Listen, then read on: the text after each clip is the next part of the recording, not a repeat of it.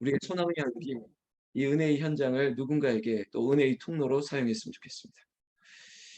여러분, 형제 사랑하기를 계속하고 어쩌면 뜻밖의 얘기 아닙니까? 하나님이 기뻐하시는 제사가 무엇일까라고 했을 때 그저 성전에 나아가는 것이다, 아니면 절기를 지키는 것이다, 아니면 그 레위기에 어떠한 제사를 드리는 것이다라고 생각할 것 같은데 정말 뜻밖의 말씀으로 시작합니다. 형제 사랑하기를 계속하라고 얘기하고 있습니다. 여러분, 어쩌면 제가 도전을 드리는데요. 예수를 믿었다, 그러니까 나는 예수 믿고 변화됐다라고 했을 때 실수하기 쉬운 부분이 뭐냐면요. 이제는 가족 친지는 다 버렸다, 이렇게 말씀하시는 분이 있습니다.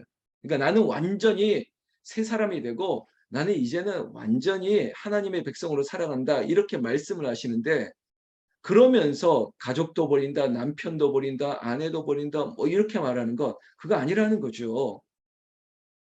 가족을 더 섬겨야죠. 형제를 더 섬겨야죠. 부모를 더 섬기고 자녀를 더 사랑하고, 그래서 마침내 우리가 이 형제 사랑하기가 어떤 열매로 나타날 건지 열매로 알게 된다는 것입니다.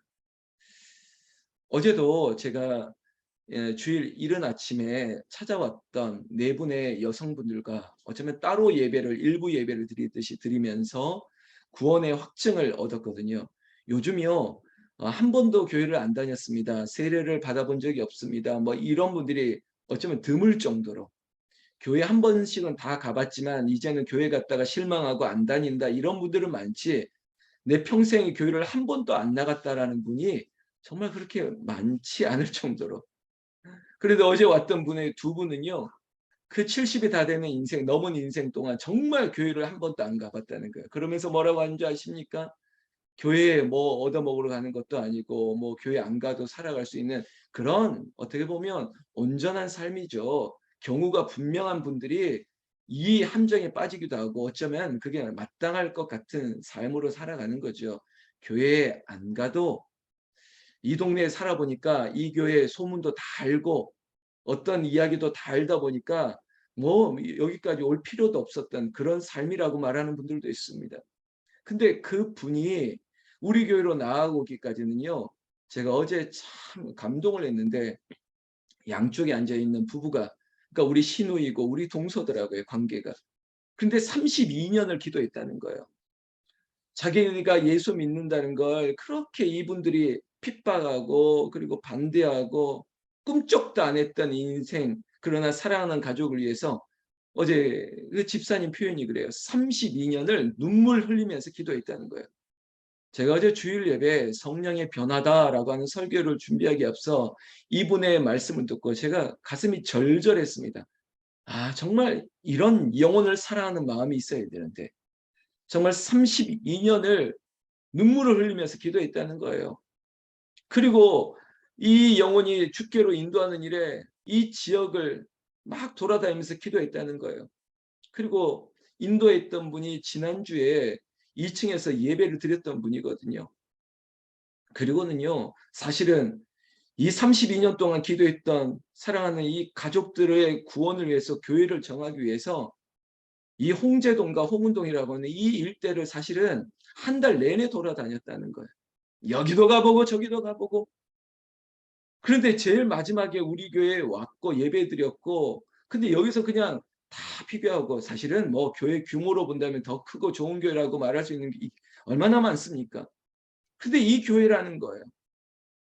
그러면서 그 신우이 동서를 이끌고 교회에 와서 목사님 만나고, 마치 이런 게 수로보니게 여인 아닙니까? 만나야겠다고 아침부터 와가지고 만나고 계속 이 이야기를 하기를 원하는, 이게 어쩌면은 목사의 귀찮음일 수 있고 피곤함일 수 있는데, 수로보니게처럼 이 개들에게 던짐이 마땅하지 않냐고 막 이러는 정말 절절함이 있는데, 야, 그분의 성함이 박제자 집사예요. 또 이름도 제자네요. 이런 제자의 사명을 가지고 한 영혼을 구원해 내려고 하는 그 모습 보고 제가 정말 어제 큰 감동받았습니다. 여러분, 사랑하는 성도 여러분, 오늘 도전을 드립니다. 온 세상 위하여 전하고 기도해, 우리는 찬송을 했지만 정말로 그 영혼을 위해서 절절하게 기도하고 그리고 섬기고 끝까지 핍박이 와도 고난이 와도 그걸 견디면서 끝까지 사랑하면서 섬기면서 인도하기 위한 그 사랑이 우리에게 여전하는 거냐는 거죠. 혹시 식어졌다면 여러분 어제부로 변화시킵시다. 마치 화학적인 변화를 일으키든 어떤 변화인지 모르겠지만 변해야 됩니다. 다시 한번 처음 사랑으로 변해야 되고 구령의 열정이 없으면요. 신앙생활은 종교생활이 돼버립니다. 이전에 내가 아는 것이 다인 것 같이 생각하고요. 영혼에 대한 구령의 이 뜨거움이 없으면 그저 나밖에 안 보이는 거예요. 그런데 영혼에 대한 구령이 있으면요. 나는 없고 자꾸 예수만 보이고 예수 안에서 거듭난 저 사람의 돌아옴을 기대하니까 늘 기쁘고 설레는 거예요.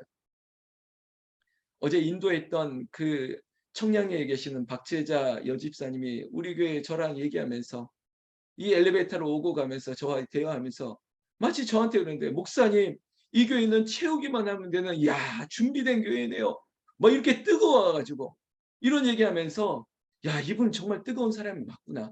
그래서 목사님 이 교회는 500명이면 딱 좋은 교회네요. 막 이러면서 목사한테 도전을 주는 거예요. 저는요 제가 믿음이 약해서 야 이런 뭐 주차 공간 또 이렇게 좀 넉넉한 환경이라면 이 정도면 되겠지. 300명이면 딱 알맞게 여기까지만 하고 또 다른 곳으로 교회 예배 처소가 또 세워지고 그러면 되겠네 했는데 이분은 그렇지가 않은 거예요. 여러분 입술의 권세라는 게 놀라운데 제가 숫자를 중요하게 여기는 목사 아니잖아요. 그럼에도 불구하고 목사님 채우기만 하면 되겠네요. 다 준비됐네요. 다 뭐 교회도 깔끔하고 모든 게 목사도 멀쩡하게 생겼고 뭐 이러면서 다뭐 사랑하는 성도 여러분, 오늘 제가 이야기하는 이 특별히 좀 오버하는 것 같이 보일지 모르겠지만 13장 1절에 하나님이 기뻐하시는 제사가 이 형제 사랑해라, 손님 대접해라, 부지 중에 천사를 대접하는 이들도 있다. 이렇게 얘기하는 초반의 말씀이 뭐냐면요. 하나님과의 관계가 그저 하나님과의 문제가 아니라 수평적인 십자가처럼 수평적인 관계 속에서 형제와 문제가 생기면 이 문제를 해결하는 게 더 중요하다라고 얘기하는 분이에요, 예수님이. 그러니까 목사와의 관계도 이거 뭔가 제가 얘기했지 않습니까? 뭔가 조금 틀어진 게 있으면 빨리 잡으셔야 돼요. 이게 인간적인 게 아니에요. 결국은 목사를 통해서 흘러가는 은혜가 있기 때문에 이게 바로잡히지 않으면 은혜가 은혜이지 않은 것처럼 느껴지게 돼요. 죄송합니다. 말씀이 들리지 않을 수도 있어요. 근데 이게 인간적인 게 아니라 이게 영적인 거예요. 제사장적인 권위를 통해서 흘러가는 것이기 때문에 여러분 집에서도 마찬가지지 않습니까? 아버지와 아들의 관계가 틀어지면 아버지 말을 안 들어요. 엄마와 딸의 관계가 틀어지면 아무리 말해도 안 들어요. 좋은 말인데 안 듣는다니까요. 또 안 들으려고 그래요. 오늘 저의 말이 아닙니다.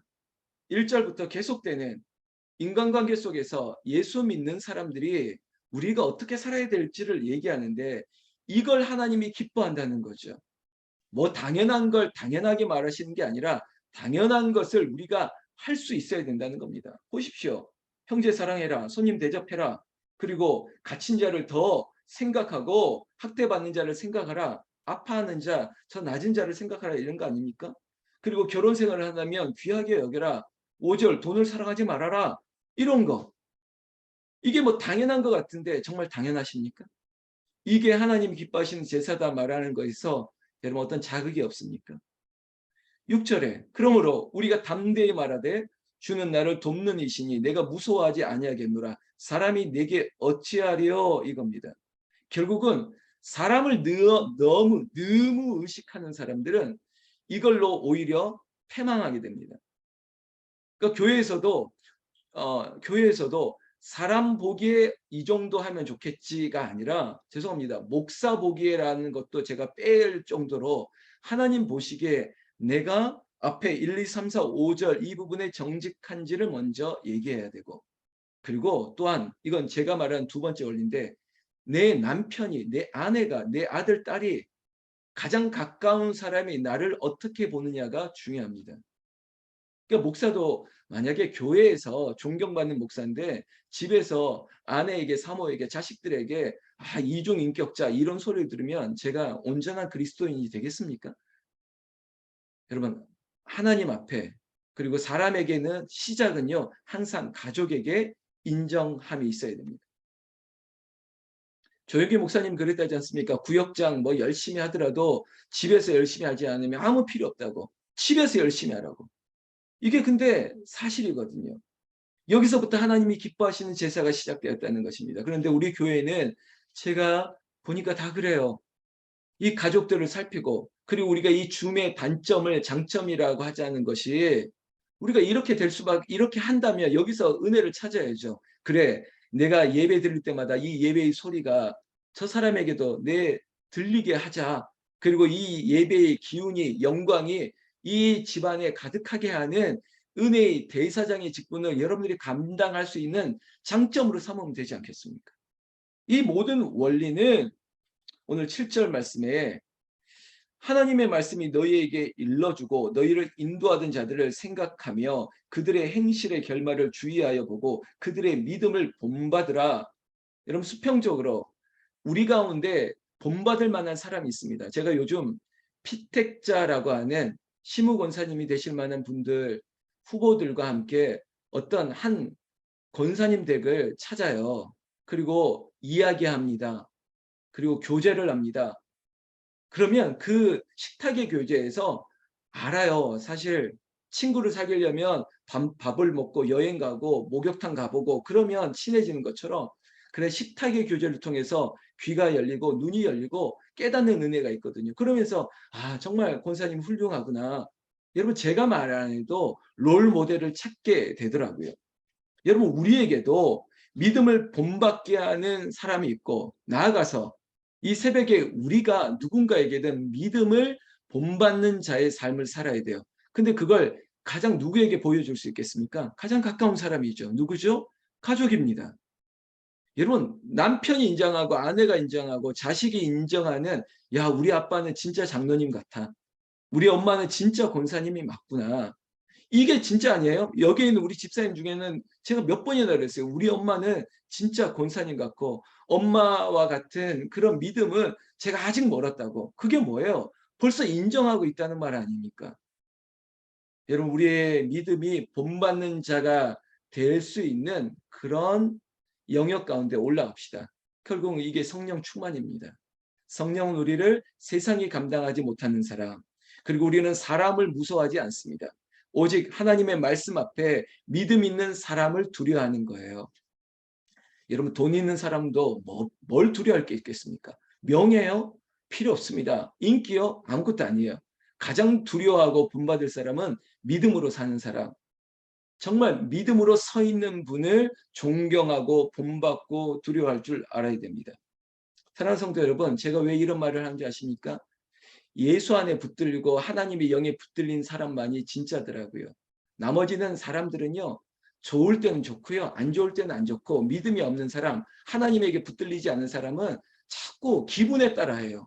컨디션 좋으면 잘하고 컨디션 나쁘면 안 하고 막 이런 것처럼. 그런데 제가 이 말씀 드리는 게 8절 때문이에요. 예수 그리스도는 어제나 오늘이나 영원토록 동일하시느니라. 여러분, 너무 멋지죠? 과거, 현재, 미래 다 똑같다는 거예요. 저분은 똑같을 거라는 거예요. 그래서 제가 어제 만들어낸 카피 있지 않습니까? 문장. 변화는 있어도 변함은 없는 거예요. 아, 멋지지 않습니까? 제가 책을 보면서 줄쳤던 내용인데, 변화는 있어도 변함이 없는 것이에요. 우리도 마찬가지입니다. 우리는 거듭남에 늘 개혁, 리폼 이런 건 해도 내 안에 있는 예수 그리스도는 영원한 거예요. 변함이 없는 거예요. 그래서 제가 얘기하고 있죠. 여러분, 나는 없어도 NIBC, not I but Christ, 나는 없어도 예수는 있습니다. 그게 영원한 것이에요.